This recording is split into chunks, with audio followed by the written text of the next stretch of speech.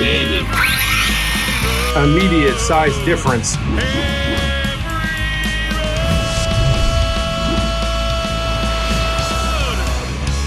What's up, everyone? This is Joe Sammartino, NEWENGLANDRC. Today we're going to be looking at the Kyosho Mad Van. We're going to go over some of the specs here on the box. We'll open her up. We'll see how she looks. Let's go. So here she is, the Mad Van. And the first thing we see on the box here is that we know it's a 1/10 scale radio-controlled electric 4-wheel drive vehicle. The fact that it's also Kyosho is also appealing to me because I haven't had any Kyosho vehicles featured on this channel as of yet. So it'll be nice to feature a different brand for a change. On the side of the box, we can see right off the bat, it's a brushless motor system. So we know this thing is going to be really fast right out of the box. And top speed claims to be 60 kilometers. So we'll find out if that's true. And it's also 2S LIPO compatible, as we already know. It's also ready to run. All right, let's open her up.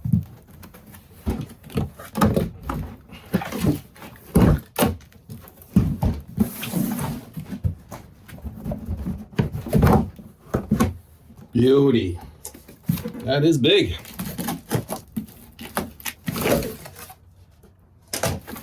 Oh, baby. Oh, it's so light. Lightweight, just like the Tamiya lunchbox. Really light. But I can tell it's a little bigger. We'll do a comparison side by side in a moment. But first, let's take off this glossy top.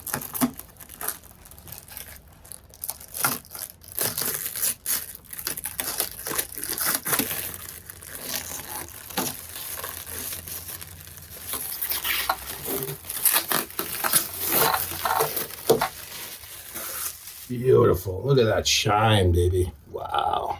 Glorious. Very, very nice looking. There's even got windshield wipers there.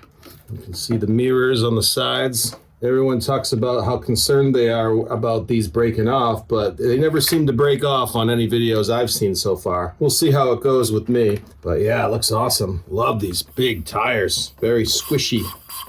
Take a peek inside here. I'm going to replace these right off the bat because they're a little hard to get off and they do hurt my hands. I got little plastic tabs that I like to put on here, so I'll be doing that. I'll just pop them out like that. There's a nice big compartment tray here for your 2S batteries, so you know you got plenty of room. And if you wanted to upgrade this too with a bigger motor, you know you got the space for your bigger batteries as you go. Some people do use 3S on this too, but I'm probably not going to do that anytime soon because I don't want to push it too far, at least not right away. I don't want a chance burning out the motor. So we can see here our ESC that has a fan built in on top. Keep it cool. And this is a 4,000 kilovolt brushless motor. So we get plenty of power for 2S and maybe beyond. Single coil shocks over here, double wishbone suspension. It's all plastic, the whole thing. So that makes it nice and light. You can see the bottom, very lightweight material here, but it looks sturdy. You know, even this wheelie bar, that looks, it's plastic, but it looks like it's not going anywhere. I mean, that looks like it's built to last. So we'll see how that handles. Interesting, there's some body clips here on the shock tower too. I'm not sure why that is. I guess you can pull this off and maybe make some adjustments there. I'll have to look at the manual, I don't know why. Maybe if you want to put a smaller body, it's a possibility. Instead of like a big top, maybe something lower to the ground. So you can customize it. I'm guessing that's why that comes off. Another thing I just thought of too is this piece here being 2 pieces is also nice. So if it does break off, you're only replacing one part as opposed to the entire piece. It'll probably make it easier for you when you need to get parts later, I'm assuming. So I kind of like that. Not too much of a front bumper here, but there is one. It's a little one here in the front as well as in the back. Of course, that wheelie bar is going to hit before anything else. So things should have some pretty good protection. Let's also look at this too. So here's the body. Interestingly, the body has body clips inside.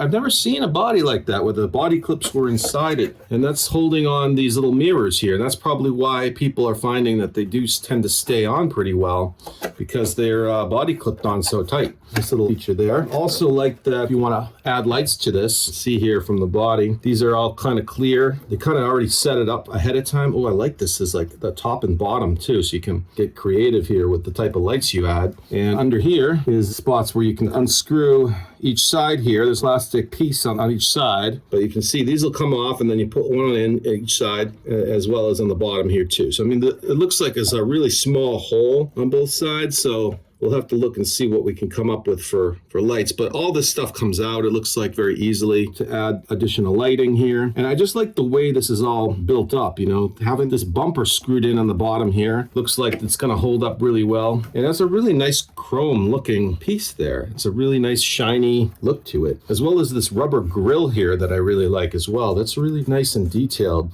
And the Kyosho text on the top looks really good. There's also nice body savers here. Right here on the top, that's gonna protect your body, as well as these two pieces here, which are great. They're like roof rails, but they're also gonna help protect your truck. And just look at that shine. I mean, God, really, really nice. Here's the back. You get the windows. I like these. They're tinted, but they're also see-through too. You can see my finger there. So what's nice is I can add lights to the body and then it'll shine through the windows, which I'll probably do almost definitely because I love doing that with my trucks. I did it with the Tamiya lunchbox as well. And you can see here, it's not just the back, but the sides too. They're tinted, but they're clear. You can see right through the sides and as well as in the front here. So you can see my fingers. Really, really cool. So it'll be a lot of fun playing with this and customizing. And it looks pretty durable too. So that's really good stuff what I'm seeing there. All right, let's get in here. Here's our manual. Oh, it looks like an extra hood piece there. If you need that, let's open it real quick. Interesting. I guess that's meant to go on top of that. So you have the option, either one, I'm assuming. Again, I haven't read this yet. I don't know what that's really for, but we'll find out. I don't think I'm gonna need it, but whatever. All right, let's go ahead and see what else we got.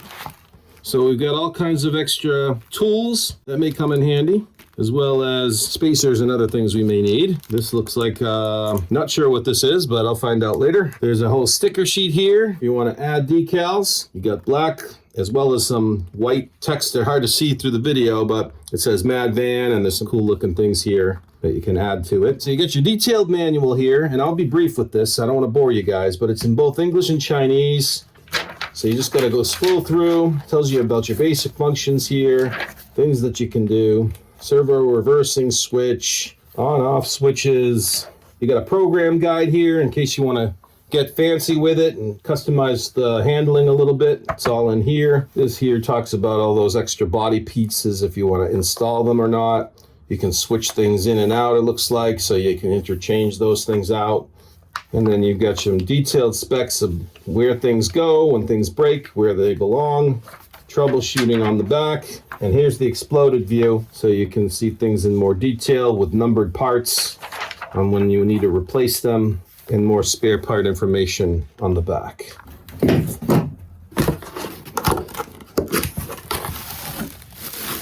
That is a nice remote. Wow, it's got a nice rubber grip on the back and it feels really good in my hand. Plastic here that I can probably peel off too.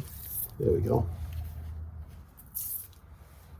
Nice and shiny. Controls right here. Throttle trim, steering trim, throttle EPA, steering dual rate, reverse, throttle and your steering. On-off switch right here on the side. Let's see how many batteries we need.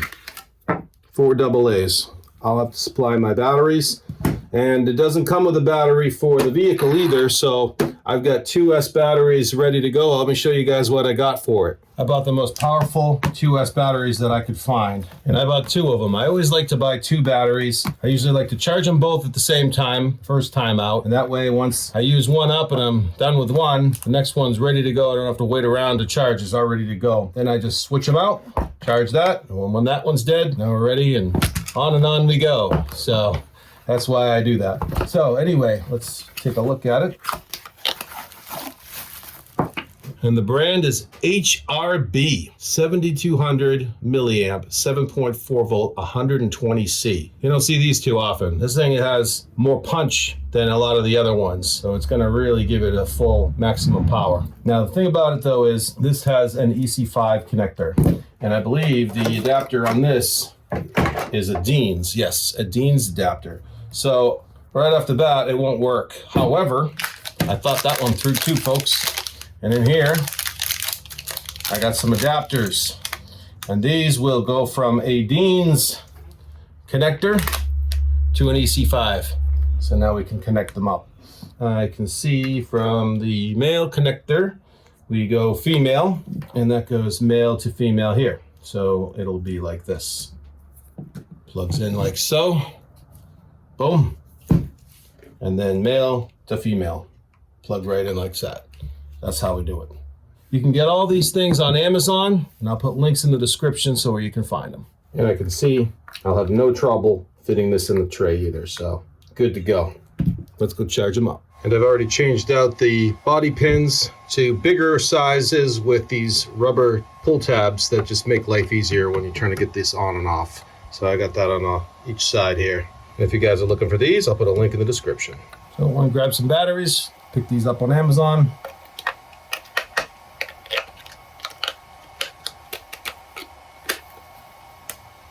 And we're lit up so we know it works. Turn it off for now. And while my batteries are charging in the background, let's do a size comparison between this and the lunchbox. All right, fairly similar, but we definitely have a longer vehicle going this way and a higher vehicle going that way. So right off the bat, I noticed that. The tires are very similar though, almost identical. Wow. Treads and everything are almost exactly the same. I wasn't expecting that. Let's look at these from a different angle.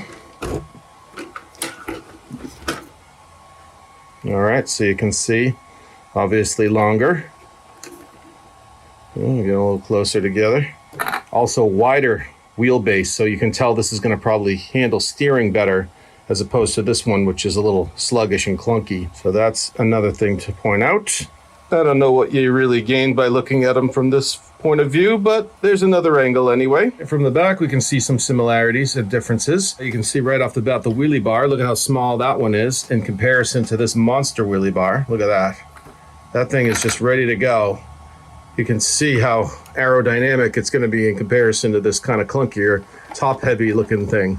And of course, I should also point out there is an immediate size difference too. I mean, this is labeled as a 1/12 scale, and this is the 1/10. So clearly difference in size when you see them side by side. And now here's a side by side, small, medium, and large, starting with extra small, 1/24 scale lunchbox mini, followed by the large 1/12 scale lunchbox, 1/10 scale Mad Van, and the 1/8 scale Son of a Digger from Losi. And there you have it, quite a difference in size. All right, there you go. From the front, you can see some differences. Pretty obvious. I mean, the way this towers over that one. Just wanted you guys to see different angles. And here's another side. And here's another side going this way. And here they all are from the back. Okay, that's just silly, but I couldn't resist.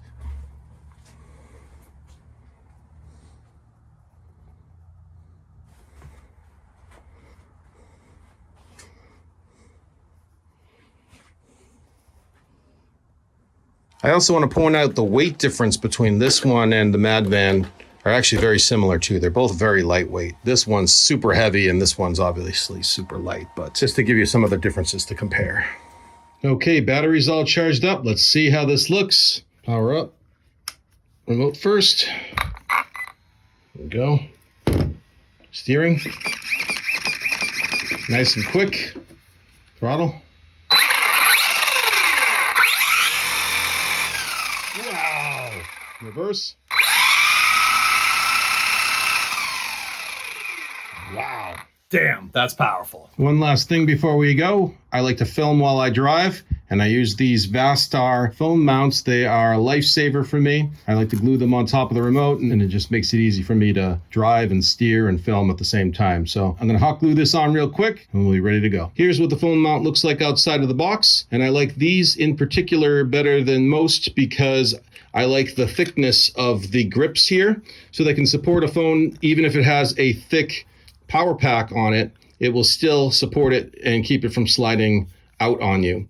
I also like it because it's got the screw top as opposed to a spring-loaded type, because when it's a screw top, it's just gonna support it better. It's less likely for your phone to spring loose and fall out on you. So I really like the type with a screw top. And I like the base on this. It's nice and thick and sturdy as well. So usually I like to glue them right on top like so, and then it makes my life easier when I'm filming. Some people like to film on the bottom like so, but I always prefer it this way. It's all about preference.